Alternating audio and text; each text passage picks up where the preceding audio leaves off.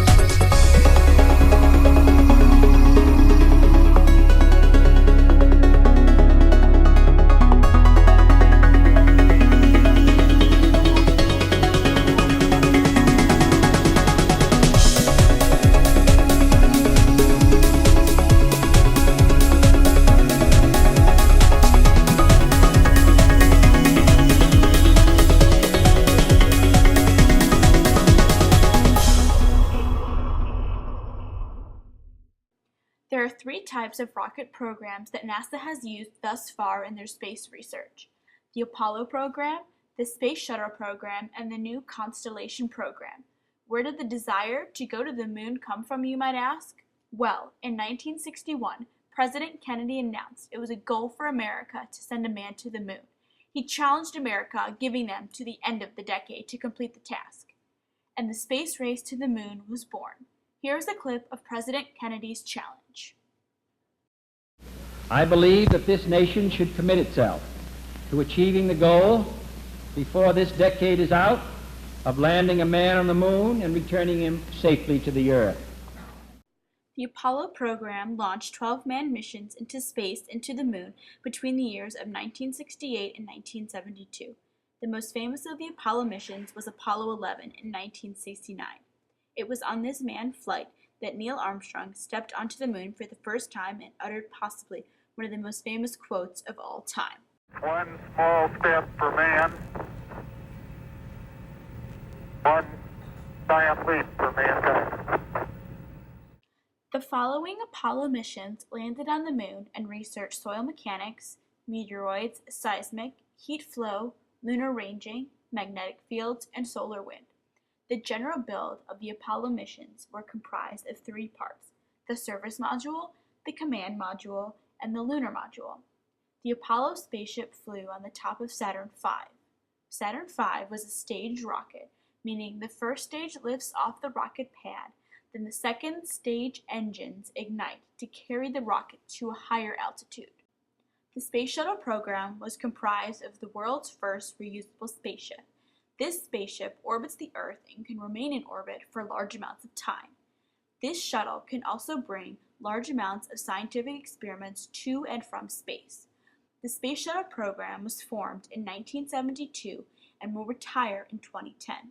The first shuttle to be launched was Columbia in 1981.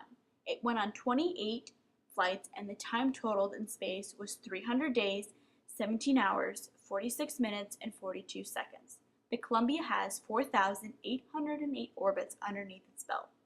The entire Space Shuttle program from 1972 to present day has an approximate cost of $145 billion.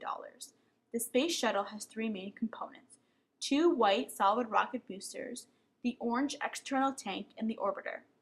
The boosters are reusable, but the external tank is ejected and burns up in the atmosphere. This is a clip of the external tank after it has been ejected into Earth's atmosphere and before it has burned up. And now for the new Constellation program. Constellation is NASA's program to return humans to exploring beyond low Earth orbit. The Constellation program will begin to launch rockets in 2015. The Constellation program will make trips to the International Space Station and the Moon.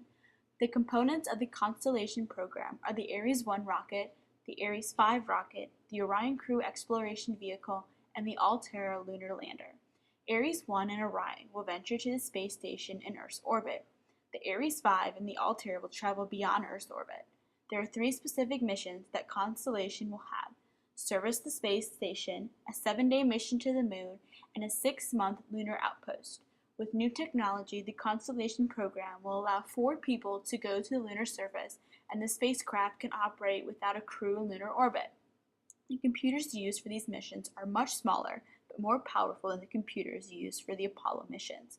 Following these missions, if all goes well, NASA wishes to travel to Mars. The extent of our reach was the moon in generations past with humans. Constellation is about reaching beyond that point ultimately. We've begun with the end in mind of exploring Mars and understanding what is it that we need to learn between now and then in order to be able to do that safely and effectively.